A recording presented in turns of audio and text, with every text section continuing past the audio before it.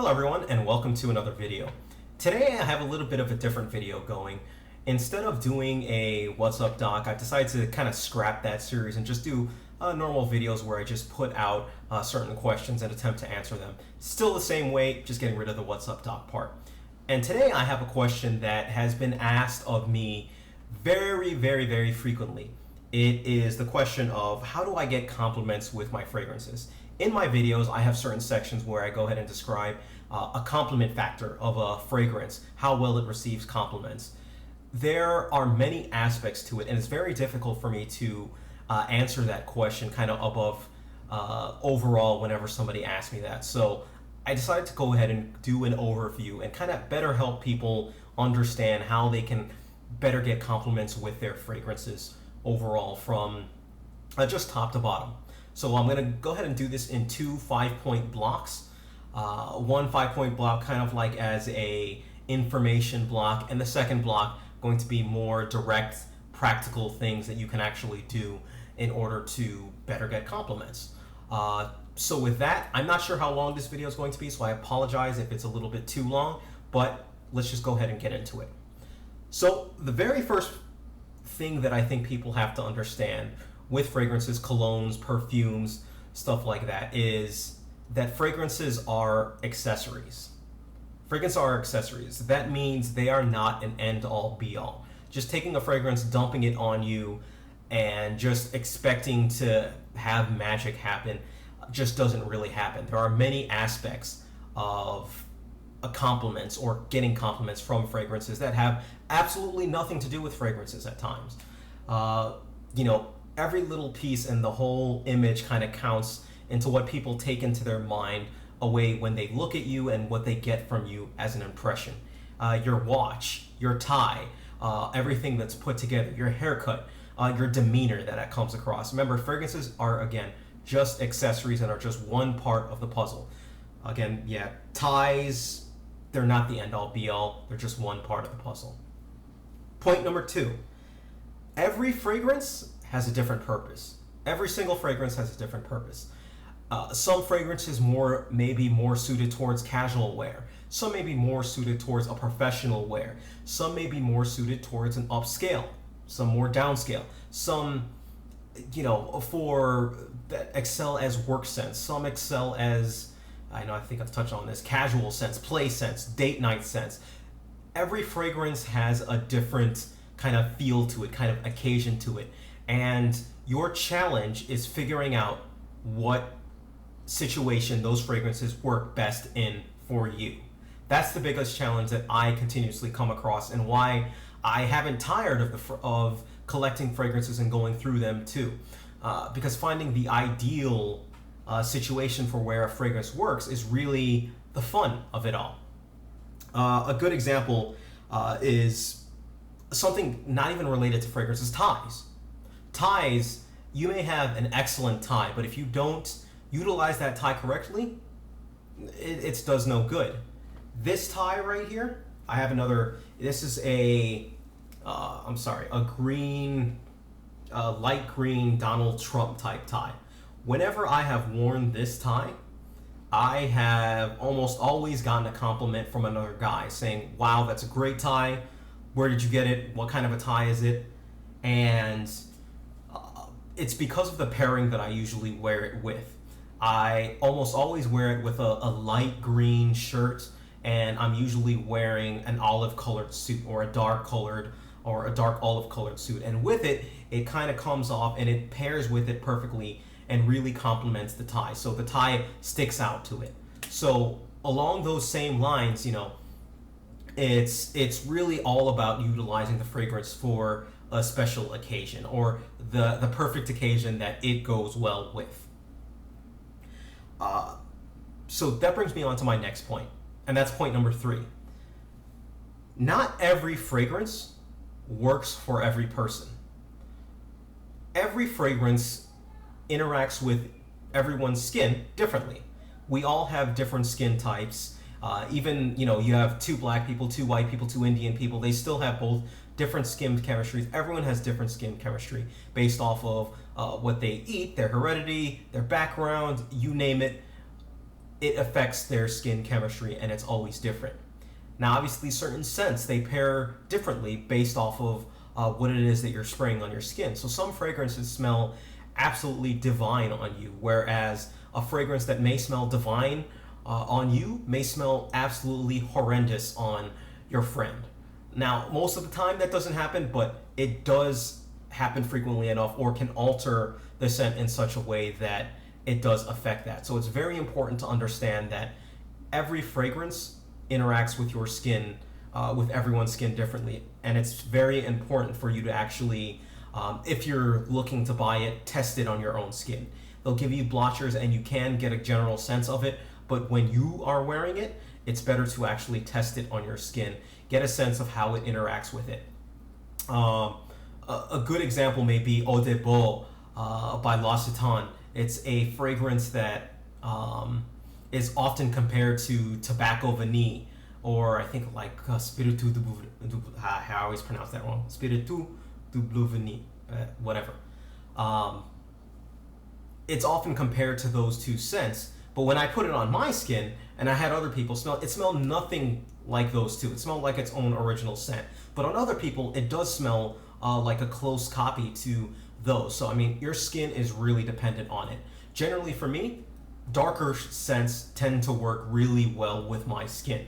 Lighter scents, they still do okay on my skin, but not as well as dark scents. Dark scents do absolutely fantastic on my skin and tend to get me the most compliments overall, even exceeding the lighter skin compliments, just because it's kind of the image that is projected across as I'm wearing. But yes, overall, that's kind of what you're going to get. Point number 4, this is kind of a little bit of a diversion, but what is a compliment? It's not really a point, but almost like an explanation that I'm trying to go through. And that's, I've heard a lot about what people consider compliments. Some people consider compliments only when somebody approaches you and comes up to you and says something like, hey, that's a great scent, what are you wearing? Or you smell fantastic, something like that. Basically something that hasn't been asked for or anything like that. The problem with that view is it's not at all consistent, because quite frankly, most of the time we're not wired to just go up and tell people that, you know, you smell good or you smell great, something like that. There are a lot of people who do that, and you know that explains the compliment factor, but not everyone is at that point. Some people may think you smell absolutely fantastic and may not say a damn thing. Some people may think you smell horrendous and may not say a damn thing. And that's going to actually happen far more often than you're going to get a compliment or you're going to get something negative said happen to you. So that's kind of why I toss that out of the window and kind of include, even when you ask someone, hey, you know, how do I smell? I still tend to actually consider that a compliment. Not for purposes of my videos or views, I generally tend to go through that, but yes, that's still considered a compliment. Now, even with that view, there are still some areas of X or concern. Areas of concern on that are, number one, when somebody asks you, hey, how do I smell? Most of the time, most people aren't going to flat out come to you and say, hey, you smell bad, or I don't like that smell.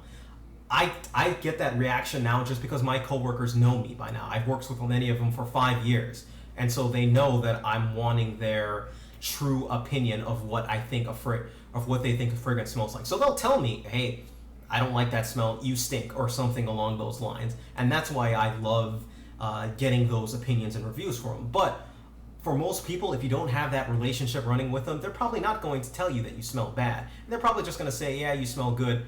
And I can see where people are saying that's not a compliment because it's almost like a forced interaction, so to say. But again, you're not always going to get what people think, whether it's good or bad. So take it as you like it. Or I'm sorry, take it as is, and just try and find an honest person to tell you, or that you can bounce ideas off or bounce opinions off of, you know, regarding how you actually smell or compliment. So, yes, let's get that. And for the 5th item, and I want to make this very clear, price does not matter. Price does not matter when concerning fragrances. I want to be absolutely positively clear on that. You could be wearing gasoline, and if that for some reason works magical with your skin, even though it probably caused some other problems, but if that works magical on your skin, then by all means, go ahead and wear it. If you're wearing a $2 fragrance that absolutely smells fantastic on you and people love it, guess what? Mission accomplished. If you're wearing a $500 fragrance and people smell you and thinks it smells great, absolutely mission accomplished. A couple of other people have done videos on this, and I wholeheartedly agree with them. When somebody smells you, they're not smelling a cost, basically. It's extremely difficult to smell something and say, oh, hey, yeah, that smells very expensive. In fact, yes, let's just leave it at that. It's extremely difficult, and when you smell something, you're just smelling, scents. That's it. When you smell something, you're smelling scents. That's it. Scent itself is almost like, I consider it our forgotten sense. Smell is the thing that creeps up on you. It's the thing that comes up on you when you least expect it. It's not something that you're really paying attention to most of the time, unless you start eating dinner, for example, and you might want to smell your food. It comes off, you smell certain scents there, but it's not something as pronounced as touch or pronounced as vision. It's something very subtle, and for that, scent holds a very special place in our lives, and we don't even realize it. So with that, let's go ahead and get on to some practical tips that you can go ahead and use to go ahead and smell better. First tip, know how much to spray and where to spray it. Don't overspray it. I've done a video on how to apply cologne.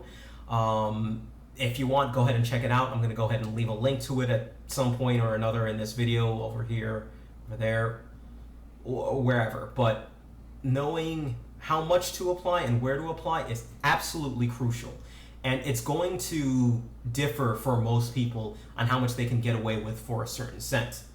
So it's really important for you to try it out on your own. For people to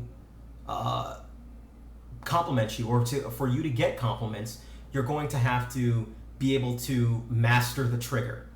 And by master the trigger, I mean you want to get to the point where people smell you, but you don't want to get to the point where that scent becomes the end-all be-all and overpowers people. You don't want that point as well. In fact, in my opinion, it's better not to be smelled than to be that cologne guy, or that cologne or fragrance or perfume woman, the one who over applies and just absolutely knocks everyone out within a 10-mile radius. You don't want to be that person. At least I wouldn't want to be. So, between the two, it's really up to you to see what works best with your skin. If a fragrance projects like a monster, you may only need 1 or 2 sprays, maybe 1 spray to the central area, and it gives you a nice little aura. If a fragrance is a little bit weak for you, go ahead and spray 5, 6, 7 sprays. But be cautious with that, because we can experience nasal fatigue. I don't know, for some reason it's just leaving my head right now. Because we experience fatigue with our noses, we tend to get used to scents better. So it may be kind of useful to find out from someone, just how strong a fragrance may be on you. A trusted nose, get used to someone. Again, I use people as my guinea pigs all the time to try and figure out a scent. One of the most misleading scents that I have is Nasamoto's Black Afghano. I remember I smelled it, I was like, okay, it's pretty strong, but I didn't know how strong until somebody had to have been 30 feet across the room was like, wow, I smell you from here. And no joke, no lie, that is some potent stuff. And that was only sprayed on my hand. So that's just to give you, I had no idea it was anywhere that near that powerful. And most fragrances that are that powerful, you don't, because you're used to the scent, other people are not. So just keep that in mind. Learn how to master your trigger. It's going to be different for every one of you. Learn to master that trigger. Number 2, dress the part and fragrance the part. That means find the fragrance that works well for that occasion. A popular A popular comparison that I usually give is my Tom Ford's Tobacco Vanille. That's one of my most favorite scents that I tend to wear with. I only wear with a suit and tie, and I only wear it when I'm wearing a dark suit and a dark tie. You know, with that scent, I have never, ever, ever gotten a compliment if I am not wearing that with a suit. I've worn it casually, just out with shirts and jeans, and never, ever gotten a compliment with it. However, with my dark suits and with it, that image that you project across, I have never failed to not get a compliment with it. In fact, I've gotten multiple compliments with it every single time, and again, unsolicited compliments with it every single time I have worn it in that fashion. So it's very important to match the fragrance with the occasion, because at the end of the day, people have a certain expectation for what they're expecting when they come across something or somebody. You know, if somebody passes a homeless person, or I hate to use this as a bad example, but if somebody passes a homeless person on the street, they generally don't think that they're going to smell like Chanel or something good. They tend to think that he or she is going to smell like something, right? Conversely, if you pass someone like, I don't know, Liz Taylor or someone high end, you're not expecting them to smell bad or a BO or anything like that. You're expecting them to smell, you know, elegant or, you know, high class, not high, but high class or something like that. If you pass a pothead, you expect him to smell like weed. You know, it's expectations that we have in our head. You know, when you think of breakfast, a lot of people think of bacon and eggs. So when they smell bacon and eggs, they think breakfast. They're not thinking dinner, most people, unless you're like a truck driver or something. But you get my point. You match certain scents. Most people match certain scents, or, you know, certain variations with different aspects or appearances in their lives. And because fragrance isn't something that's out there or just huge like that, it often will be unconscious to them.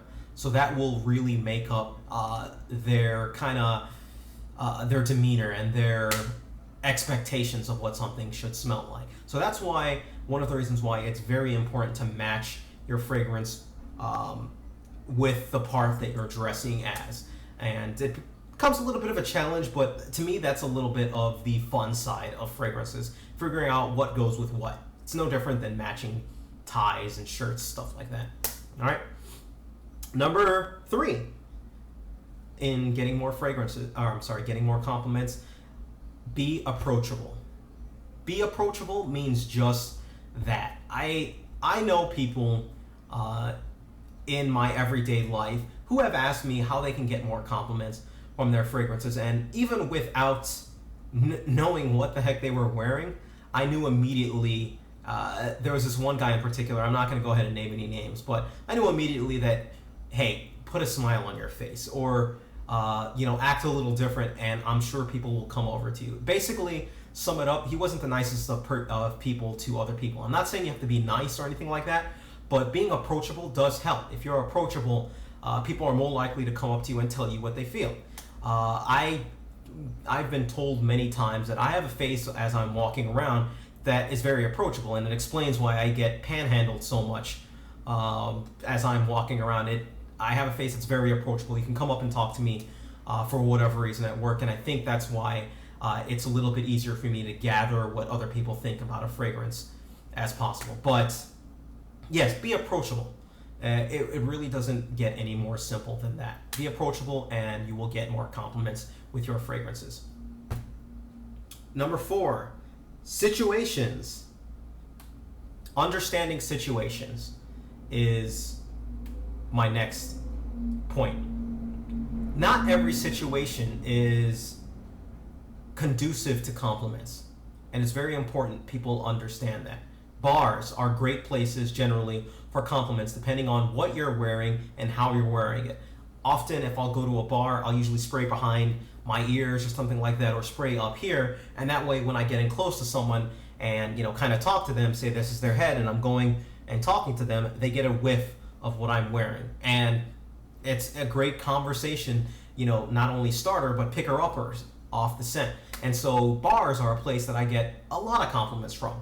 I get a lot of compliments generally from social situations at work, not as I'm working. If you're a mechanic, for example, you might not get a lot of compliments. You may not be in an environment that is conducive. So you may be working in an office environment where it's not socially acceptable or status quo to go around complimenting people on their fragrances or their scent. And that's just the way things are. Understanding where you're going to get more compliments as opposed to less compliments is also pretty crucial in how you get compliments. So understand the situation. And for the final point, and this is possibly the most important point, match your fragrance to you. Ultimately, at the end of the day, when all is said and done, what nobody else's opinion about a fragrance is really matters. Gray flannel is something that I absolutely abhor. I can't stand gray flannel. But I have smelled gray flannel on some people and it works just perfectly with them. So while it may not work for me, it may work wonders for everyone else. So I highly encourage you, if you watch reviews, if you go through items like or videos like that, or look at advice like that, once people say, oh, this is the best cologne you could possibly get, or this is the best perfume, this is the best fragrance you can possibly get, just be wary, because at the end of the day, all that matters is you. All that matters is how it works with you, whether you like it or not, because wearing a scent that you like is going to increase your overall mood. It's going to increase your confidence. It's going to really shine and show through in your personality as well. Just really find something that you like, enjoy it, and just wear the hell out of it. Learn to master it. It's all a process that we can all kind of feed off of each other for. And that's about it. So if you have any questions whatsoever, please feel free, leave me a message, leave me a note, do whatever you gotta do. Thank you, take care of yourselves. I hope you enjoyed this video, and have a great day.